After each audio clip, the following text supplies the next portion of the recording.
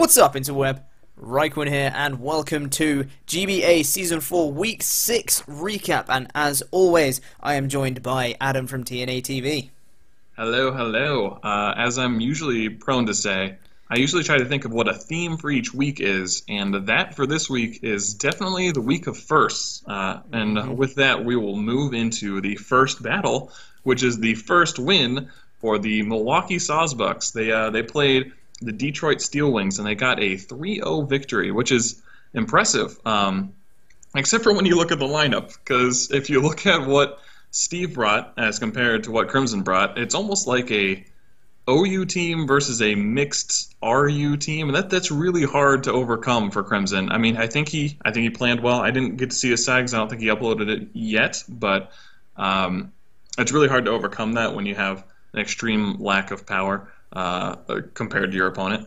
But Steve played a little bit more aggressive this battle. He made some good predictions. He definitely deserved the 3-0. I think he's always planned very well for this entire season, and just now he's getting the actual results for his planning. What do you think? Yeah, exactly right. He played much more aggressively. He was predicting right. Made a really great prediction. One that stood out for me was his prediction of Sableye to go for a substitute as he switched in his Gardevoir and was able to hyper voice it the next turn and take out the Sableye, which was a really important play because after that he didn't really have much to stop Steve from winning at that point. So yeah, that was definitely one of the standout plays for me, and just a very, very solid match from Steve. As you said, he did have the matchup in terms of I feel like the mons that he had compared to Crimson's mons. He definitely had the matchup, and he just had to play very well with it, and that's exactly what he did. And he picks up his first win. I think very well deserved, as he's been playing well the whole season and just hasn't been able to capitalize too much. But he picks up his first win, 3-0 victory for the Milwaukee Sawsbucks, and with that, we're going to move on to the second match from this week, and that is the Cincinnati Loudreds and Malvone taking on the Winnipeg Aquajets and Hank the Pidgey, the rematch from last week. Malvone picking up the win from last week, and in this week, the Winnipeg Aquajets and Hank the Pidgey pick up a 2-0 victory over the Loudreds, giving the Loudreds' first loss this season, and it's also the first time that Weavile has actually died. Hallelujah. That thing just... I do, but that's not the point. It was actually nice to see that thing die for once, because, who likes, people who are overpowering. Anyway, the point is, Hank played really well in this match, and brought some really, really interesting stuff that I thought worked really well for him. He brought Mystical Fire on Miss Magus, which killed Fortress, which was fantastic. A lot of people don't know that Miss Magus gets Mystical Fire. I know I didn't. And the way Hank explained it was he was just saying Mystical Fire basically allows him to have another hidden power, because Mystical Fire is base 65 fire, so it's just a slightly stronger hidden power fire, and then it allows him to have hidden power fighting on his Miss Magus, which almost worked against the Weavile. The Weavile was choice banded and locked into Icicle Crash. He went for it, and Miss Magus lived on 5 HP and then flinched as he went for the HP fighting, which would have taken out the Weavile.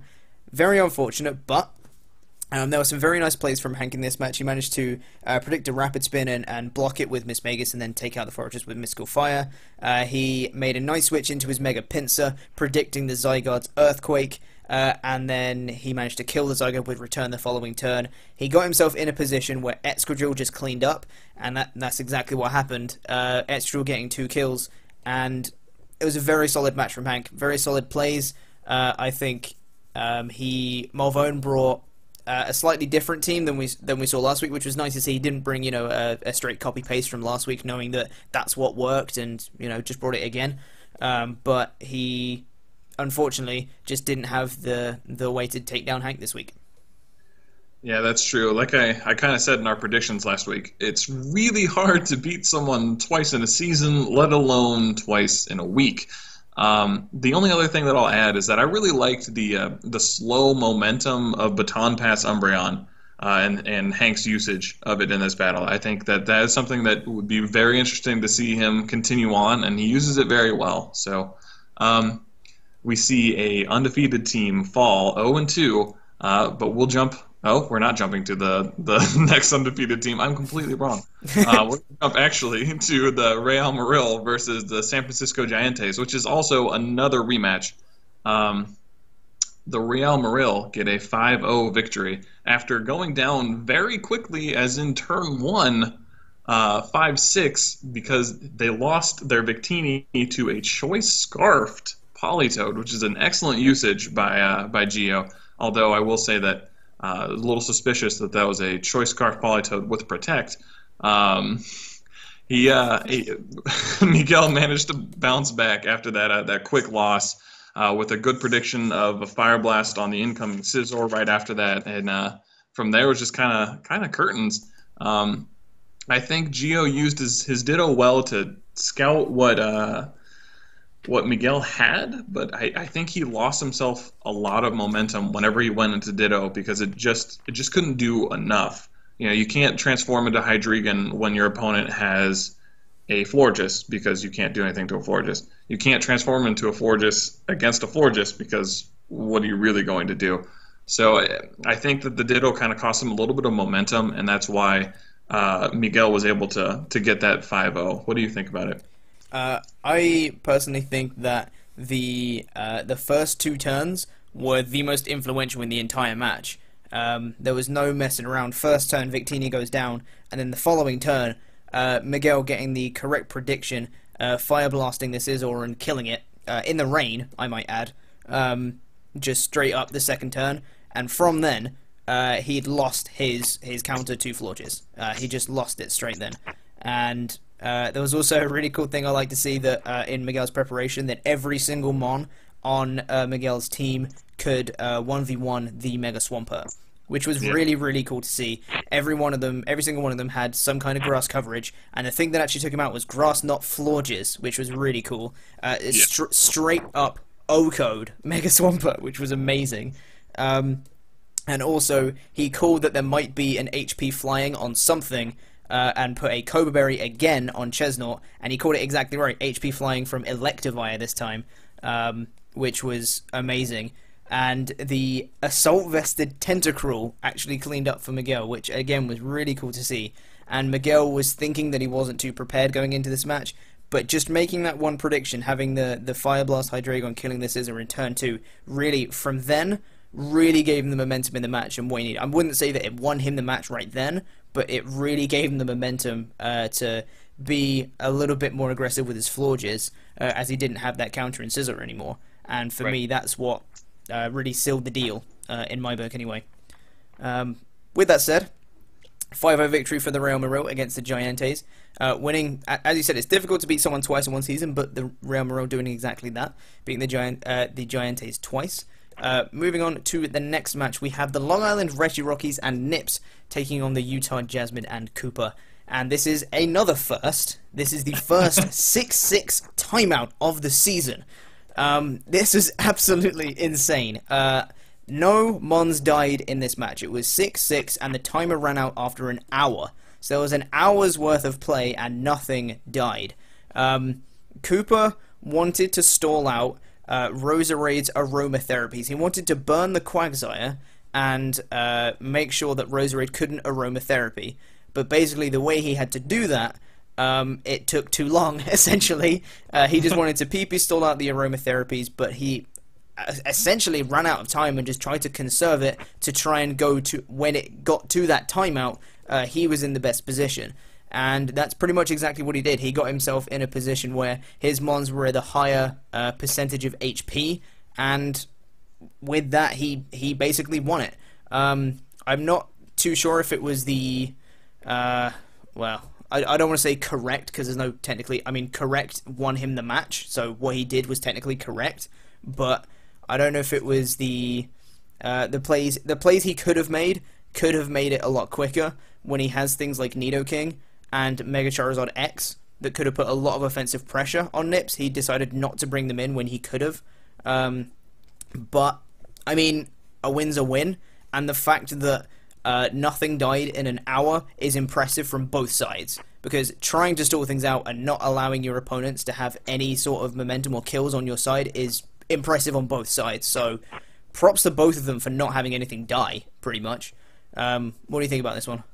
I'm definitely going to have to agree with you there that having 0 things die in 60 minutes is impressive. I challenge you guys to go out and try and do that because it's really actually very hard to do, unless I guess you're protecting the entire time. But I'm going to have to agree with you again, but this might be a little bit controversial. As Cooper, I love you very much, but I don't think that it should have counted as a victory for Cooper.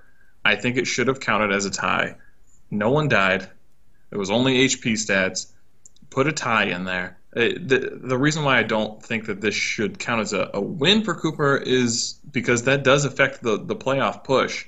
And Cooper had something in Nidoking that could really... There was no real good switch-ins, especially since I believe he had superpower on the Nidoking for Snorlax. There's really no good switch-ins for Nips to Nidoking, and he didn't bring it in once. I mean, maybe he never saw a good time to bring it in. I don't really know, but it just doesn't sit well with me that he gets a win there. They definitely earned the play that they did.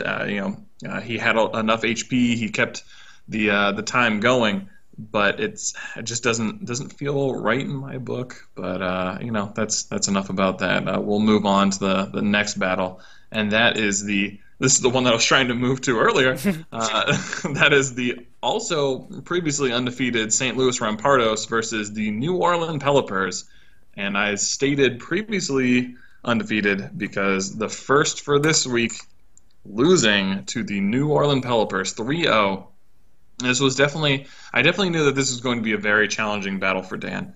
Like we kind of saw with John against Cooper, John's team is literally stacked with wall breakers. So it's very hard. It's very hard to use a defensive core against John's team if he brings the right things, that is.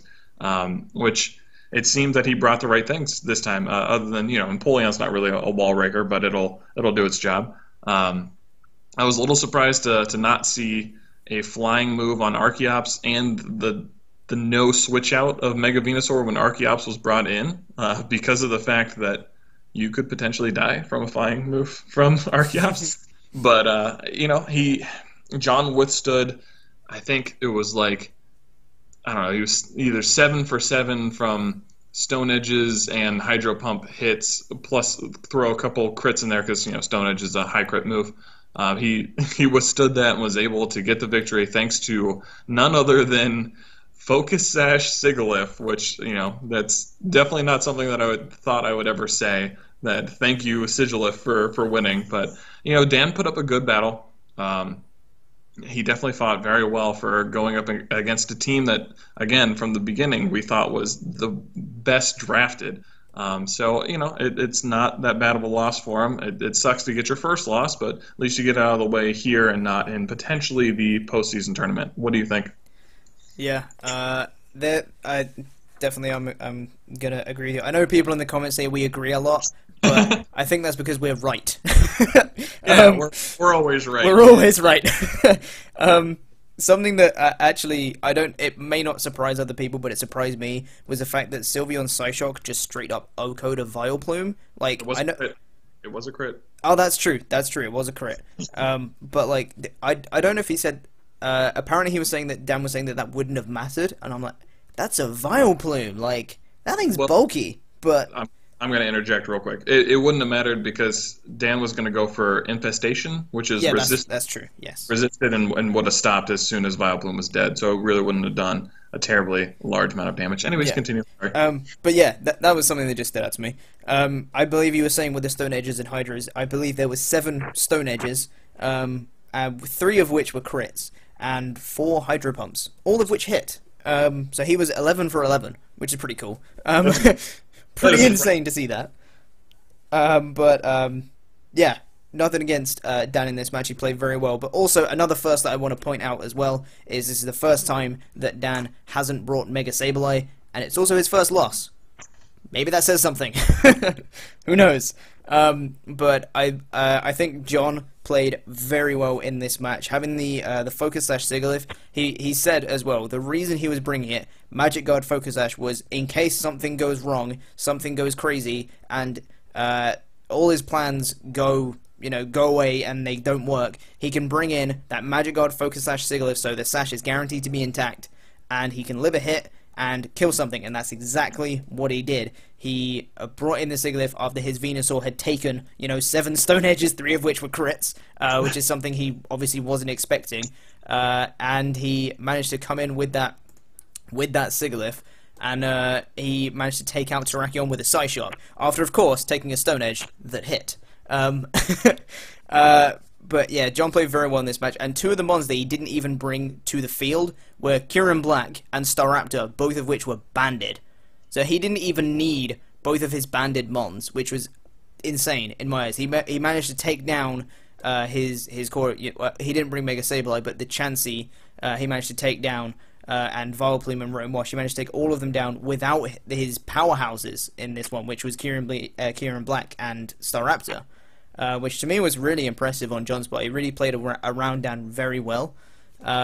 So, very solid victory for John in my book. 3-0 victory for the Pelipers. Moving on to the last match from this week. We have Old Man Top and the Pittsburgh Piratatars taking on the New York Mankeys and Shady Penguin. Once again, a rematch from before. The Mankeys won last time. Can they win again? Yes, they can. The New York Mankeys pick up a 4-0 victory over the Piratatars. And in this match, Top played well initially. He made a nice switch going for a Toxic on the Regirock switch-in. And there was some, I don't want to say necessarily questionable, but it could have been done better, I think, in that he doubled out, he made a series of switches to go into his Slowking to take a fake out from Ambipom, which was a special wall that had a Life Orb, whatever, but he took a fake out from Ambipom and then switched out his Slowking back into the Hitmontop to get an Intimidate on the Ambipom and to get his Slowking with Regenerator back up some health, which I think was nice. And he also got an Intimidate on the Ambipom, which is always nice. But that, I'm not sure about it. He managed to get a U-turn out on the Hitmontop anyway, but it still seemed like a nice play to me. But his Hitmontop just died straight to an Azelf headbutt, Zen headbutt as well. One thing that really stood out to me that was really entertaining to watch was the fact that Top brought a Sunny Day Slowking and then proceeded to switch into Heatran, which had Solar Beam, which managed to take out Milotic with 2 Solar Beams, and he took less damage from a Scald because it was in the sun. So I think that was really well thought out on Top's part, although bringing a Water type with Sunny Day is a little bit weird. He did also have a Heat Rock on Crobat, which we didn't get to see use Sunny Day. I'm assuming it had Sunny Day, because that would be weird if he didn't. But the Azelf knocking off Crobat's Heat Rock before we got to see it in action. And then Salamence came in and missed a Draco Meteor on the Azelf, which was a small chance to Oko. It was 18% chance, so it may not have mattered. But the Mega Scizor managing to clean up at the end of the game. And I thought it was very interesting to see that Top had Life Orb on 3 of his mons, on Mamoswine, Slowking, and Heatran, which was really interesting to see in my book. I'm not sure if he'd have having that kind of residual damage on all of his mons, on 3 of his mons, sorry. I don't know if that's something he would have wanted in this match when he has things that can potentially clean up with, Fake Out Ambipom, Bullet Punch, Mega Scissor, and a Scarfed Azelf, and Mach Punch Conkeldurr, and things like that. All his priority, I don't know if he'd have wanted to whittle his mons down to the point where he could have been cleaned up, but that's just what I think. What do you think about this one? So from a top level, when I looked at Heat Rock, Crobat, which it also had Heat Wave, it didn't make any sense to me. But the more I looked at Shady's team, actually it doesn't do extremely well in the sun. So it was a little bit of underlying creativity that could have potentially worked for Top. He had the Solar Beam and Insert Fire move Heatran, he had the Fire Blasting Slowking, and he had the Heat Wave and Crobat that all could have worked extremely well under the sun. I think the rest of the team maybe didn't mesh up quite so well with that. I'm not quite sure. We didn't really get to see too much from Mence.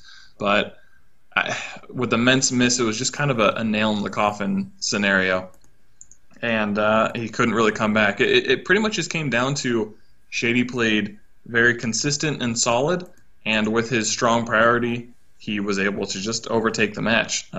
So there's not really much else to that. Unless you have anything else to add, I guess we'll kind of move on to the league leaders. I do not have anything else to add, so we shall move on to the league leaders. And despite Weavile dying this week, it still managed to get 2 kills before it did. So, in number 1 spot, we still see Weavile, 12 kills and 1 death with a plus 11 differential. And it maybe should have only got 1 kill this week, considering he got a flinch off the Icicle Crash and would have died to an HP fighting from Mismagius, but it did pick up the 2 kills. So Weavile still in the number 1 spot. Mega Pinsir following it up closely with also a 2-to-1 performance this week with having Feint as one of its moves, with a 10-to-3 kill to death or plus 7 differential, so 10 kills, 3 deaths. So that's very impressive. It's hard to talk about Weevil and Mega Pinsir being number 1 and number 2 week in, week out, because they don't really change. But however, I think number 3 has changed. Indeed. Which you can... Jumping up in number 3, we have Mega Gardevoir for the Milwaukee Swordsbucks. 9 kills and 4 deaths at a plus 5 differential. It picked up 3 kills and no deaths this week. Mega Gardevoir really proving why it is an absolute powerhouse if you use it right. That Pixelate Hyper Voice is nothing to mess around with, as Crimson found out this week. So Mega Gardevoir, to me, not that surprising it's in number 3, can be extremely powerful when used right. And the rundown of the 4 through 10, I guess 10. Oh man, there's a couple extra. There's a few extra. We'll go with Aggron at number 4 with 7 kills and two deaths. It wasn't actually brought this week, was it? No, it wasn't. Number 5 is Ambipom, also with 7 kills, 2 deaths. Then we have another shady people, Zelf with 7 kills and 3 deaths, followed by another shady mon, which is Melodic with 7 kills and 5 deaths. Followed closely by two Miguel Pokemon, Victini at 6 kills, 1 death, and Hydreigon at 6 kills, 2 deaths. That's at number 9. Sorry, I fully skipped the numbers. And number 10, we have Crocodile at 6 kills and 2 deaths. Also on 6 kills, 2 deaths, but technically not in the top 10, are Lucario, Mega Sableye, and Nidoking, all obviously on that plus 4 differential, but, you know, alphabetical order, so they're not in the top 10. I think it's pretty interesting to see that Victini is at number 8, and it came in this week and died first turn without doing anything, and it's still at number 8. Is pretty cool to see. Definitely proving its worth as to why it was Miguel's number 1 pick for sure. His first pick in the draft, that is. So, with that said, we are now going to move on to the conference breakdown, and we're going to see how all of this has affected the conferences. So, if you want to shoot, you can take the Sinnoh Conference Diamond Division. I will. We have the Utah Jasmine leading it at 4 wins, 2 losses, and a plus devastatingly 14 differential. Even though he got 0 differential for this week, he's still at plus 14, which is just crazy. Followed after them is the New Orleans Pelipers, who picked up a win this week at 3 wins, 3 losses, and a plus 6 differential. And then trailing behind them is the 1-5 Detroit Steel Wings. They are minus 14. They're looking potentially like they might be out of the playoff race, but they can at least still play spoiler for other people that they play. So that's always something to play for, to see if you can shake up who else is playing. It's still a pretty tight race between Cooper and John, but right now Cooper holds the key to his own destiny. So if he keeps winning, he'll still be okay. They play each other, and I think in 2 weeks, but we'll see. We'll see how that goes. Moving over to the Pearl Division, we actually have a change of position, I think for the first time since, like, ever. We have, instead of the St. Louis Rampardos up in number 1, we now have the New York Mankeys in first place in the Pearl Division with 5 wins, 1 loss, and a plus 12 differential, followed by the St. Louis Rampardos, also on 5 wins, 1 loss, but with a plus 9 differential, so only 3 differential separating the Mankeys and the Rampados. And then trailing behind is the Pittsburgh Piratas with one win and 5 losses at a -19 differential. So the race for the playoff spot in the Pearl Division is really, really close. Could be either the Mankeys or the Rampados at this point. And as you said, I think the Piratas are somewhat out of the race at this point, but the same position as Crimson. He can, mess up some of the other matches that he still has to play. But that race is extremely close, both on 5 and 1, with a very, very close differential as well. Can really go either way, so that race is going to be very fun to watch. I agree. They actually play each other here coming up soon, maybe next week. And that will be very interesting, not only for who's going to lead in the Pearl Division, but who will have a closer lead on the wild card, which will be very important, especially for that division, considering they're both 5 and 1. But we'll move on to the Hoenn Conference. We'll do the Ruby Division. We have the Cincinnati Loudreds coming off their first loss at 5 and 1 with a +8 differential, followed relatively closely by the Winnipeg Aquajets coming off just a win over them at 3 and 3 at -1 differential, and then kind of the long shot again, same position as the Piratas, hopefully I said that there, and the Detroit Steel Wings.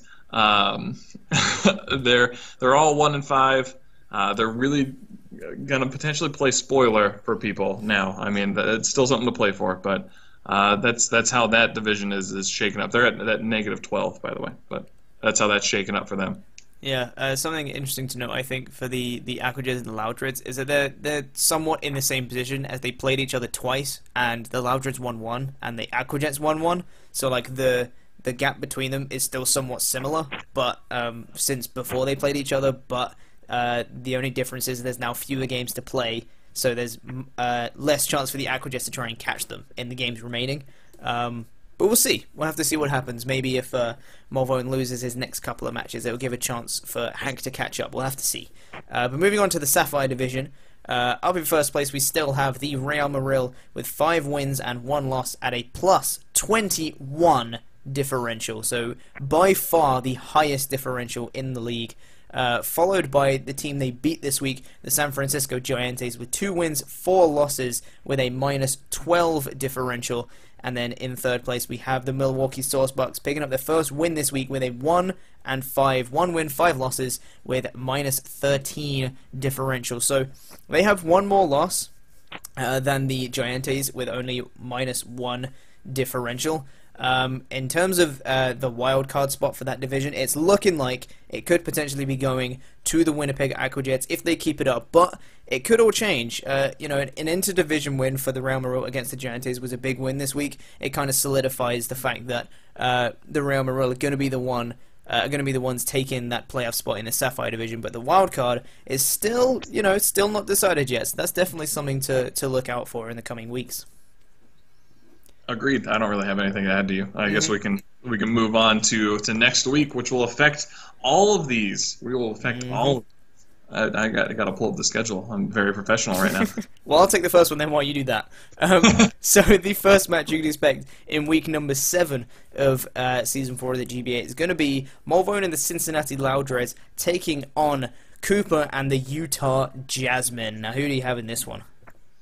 Again, this is another. I mean, as you get later in the season, obviously each battle is even more and more important to the playoff picture. This is going to be really important because of the fact that Cooper is only leading by 1 game, John, for at least the I think they're Ruby. I don't really know it anymore. I've already forgotten. I just said when I already forgot. I think that Mulvone's going to have some difficulty getting through Cooper. I think Cooper's had too much experience in this league. I mean, I know that the Loudreds have shown a great performance, even though they've had 0 experience playing in the GBA type format. I think that Cooper and the Jasmine are just going to be just a little bit on top of their game to come destroy them. Plus, this is an odd number week. If you go back and look at the statistics on odd number weeks, Cooper destroys people. On even number weeks, Cooper either loses or ties. So it's an odd number week, and I look for Cooper to come just destroy people. Ah, How about see, I was gonna say Malvoin, but now you're throwing that stat at me. I'm gonna have to go with Cooper. I'm joking. I think in this one I am gonna have to go with Utah, Jasmine, and Cooper.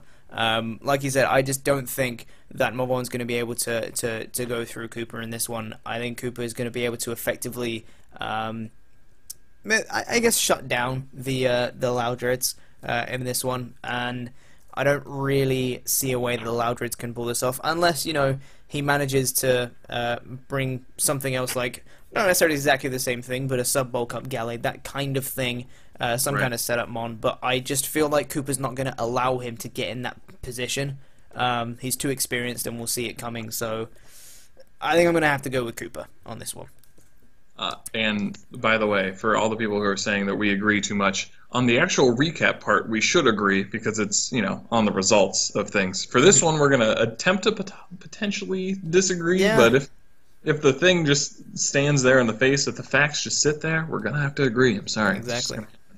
Anyways, we'll move on to the Long Island Rockies versus the Giantes? Mm-hmm. Yes, the Giantes.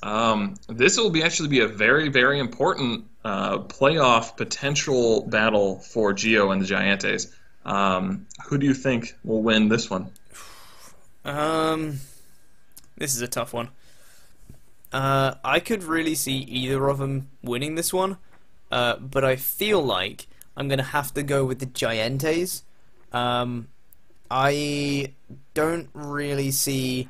I think Gio's preparation has been really, really solid so far, and he's brought some very, very good stuff. And I just feel like he has the advantage over Nips in this one by bringing something a little bit unconventional. I don't think Nips will have the ways to deal with it if it's something he's not expecting. And especially through his plays like we've seen before, he does have a tendency to somewhat rush things. So if he sees something come in and he's expecting a certain move, he'll make his play, and then Gio can come in with something unexpected, and he may throw him off his game. So I'm gonna have to go with Gio and the Giantes in this one. This is probably my pick that I'm gonna go a little bit out of left field. I'm actually gonna go with the Rockies. Mm-hmm. I think that potentially something like Water Absorb, which I'm pretty sure Quagsire gets. It does. I'm about to speak out my butt right now. I think Water Absorb Quagsire, I think Mega Altaria, and even Roserade are actually going to do a decent number to Gio's team. I think both of these teams end up having pretty decent to good preparation for the battles, although I think their execution once in the battles can be improved upon. And I think that this week, I'm just going to say that I think Nips maybe makes one or two plays that just gets him a little bit ahead of Gio and comes off with like a maybe 1 or 2 win, 2-0 win. So that's my general thought. Fair enough. Moving on to the third match, we have the Winnipeg Aquajets taking on the Detroit Steel Wings. Who do you have in this one? I got to go with my boy Hank. He just, he knows how to play the format. Yeah, he had that losing streak, unfortunately, but I think he may have regained his confidence a little bit after that last victory. He feels like he probably broke that losing streak. I have to go with him. He knows what he's doing. What about you? I think it's very hard to go against Hank right now. Despite that losing streak that he had, I don't see a way that I don't see him losing this match at all. I feel like his preparation has been very, very solid, and its execution, even when he's been losing, has still been somewhat good. And I feel like he can just prepare very well for Crimson's threats, and I just think he's going to continue. If he just continues playing the way he's been playing, I think he's going to take the victory over the Detroit Steel Wings. Not much else to add about that one. That's fair enough. The next battle after that is the Milwaukee Saucebucks versus the Pittsburgh Piratas, Who do you have for that? Oh, did I just take another one from you? No, Like, you I do didn't. this- No, you didn't. You did it right that time. I was like, I feel like I do this every week. We're getting the hang of this eventually. We're in week 7, and we're finally getting the hang of these recaps, guys. Maybe week 12 we'll do this. Yeah, week 12. So in this one, the Pirates and the Swords Bucks. I'm gonna go with the Piratatars on this one, Ooh. because I think that Steve has picked up his win this week against the Steel Wings, but I feel like Tup, even though he lost this week against the Mankeys, he prepped somewhat well, and he had some really interesting ideas, and if he can harness some of that again and come up with some pretty creative stuff and have it a little better executed this time, I feel like he can really surprise Steve and pull something off it. I don't think it'll be a convincing victory. I think it'll be maybe 1 or 2-0, but I feel like Tup can pull off the win here. So I'm going to disagree with you, not out of spite or because we're told to be disagreeing, but because I think that Mega Gardevoir with Steve is going to be probably a bit too much for Tup to handle. I don't really know what he's going to try to do to deal with Mega Gardevoir. You throw an HP Ground on that, goodbye Heatran. I mean, it's going to be very difficult for him to play around Mega Gardevoir. And if he can do that, maybe he'll win. But for me, I'm going to go with Steve and the Sawsbucks to get their second win of the season. Oh, fair enough. Fair enough. The fifth match from next week is going to be a big match, and that is going to be the Real Maril taking on the New Orleans Pelipers. Now, who do you have in this one? Oh man, this is one of 2 marquee matches that I have for this week. This is again a huge playoff. I mean, if the Pelipers lose, they could potentially be out of the playoff race. It's huge. And this is, again, 2 players who have been here. You know, Miguel has Season 3 experience and D-League experience, and John has Season 2 and Season 3 experience. It's 2 seasoned players playing against each other, so it's really hard to choose between them. I am going to have to go with John? Question mark. I think John's team can match up really well against everything that Miguel can bring. It's a matter of, does he bring the right pieces to do so? Again, if Miguel outprepares him, then yeah, he'll walk over him to a 3-0 victory. But I think a 2-0 victory for John this week, personally. What about you? I don't know. There's so many things on both sides. There's so many positive points for both teams on this one that could potentially work in their favor, and I am gonna have to go with Miguel and the Real Maril. I think that he's just been preparing so well, even when he was air quotes, you can't see that, but air quotes, unprepared for this week. He still managed to prep, things that he managed to 1v1 Mega Swampert with every single one of his mons. He managed to put, the Cobra Berry on Chesnaught. He had AV Tentacruel. He had things that even when he was team building an hour before the match, he still prepped incredibly well. So if he can put the proper amount of time into this one, I feel like he can out prepare John and the Pelipers, and he's going to take it. Again, I don't think any of these matches are going to be huge, convincing victories. I think that John's going to put up a hell of a fight, but I think Miguel is going to walk away with probably a 2, maybe 3, if he's lucky, victory over the Pelipers, I think. That's fair. And then the last and another very marquee battle for this week is the New York Yankees versus the St. Louis Rampardos. What do you think? Oh my goodness. This one is it's such an important game. Both of them are 5-1 in their own division.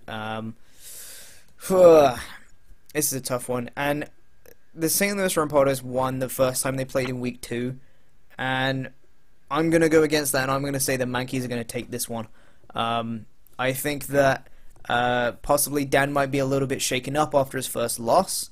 And I think that Shady has been very, very strong ever since his loss, which was against Dan previously. He's on, you know, a 4-game win streak right now, and he's looking strong, very, very strong, prepping very well, playing very well, executing his plans very well through every match. So if he can continue that, he was very close to beating Dan as well. It was only a 1-0 victory last time. So I think that Shady might just go that little bit further and take the victory. It's still going to be a close game, but I feel like Shady can take the win on this one. As much as I'd like to disagree with you on this one, I also think that the Mankeys will take this. Like you were saying, they kept it very close even through what was hacks on both sides. They kept it very close. And I think that, again, it's very hard to beat someone twice in a season, especially when you had such a close battle that you potentially could have thrown what a lot of your winning strategies are out there for Dan. I think that he's going to come out and he's going to have a couple other tricks up his sleeve, but I don't think that they'll be enough. I think that Shader will walk away with maybe like a 2-0 victory with this, but that's just my guess. I'm gonna skip your outro real quick. Let us know you guys' I know, right? Let us know your guys' predictions down below. We don't really want to see your power rankings down here. Save that for the other video. Let us know your predictions for this week, because we'd love to see those. I think it's very interesting to see what you guys think. Who will win these battles? So yep. Go ahead, Brad. And if there's anything that you think we missed in any of these matches, any important points that you think we missed, then please leave a comment and let us know, and we'll get back to you, because we do read the comments and they're fun to read. All your guys' thoughts. So with that said, thank you for listening/watching, which I know I said 5 times last week. I'm just going to keep it to the once this week. And stay tuned on the GBA channel for all kinds of videos coming up very shortly. With that said, I've been RhyQuinn, he's been Adam, and you've been awesome. Bye-bye.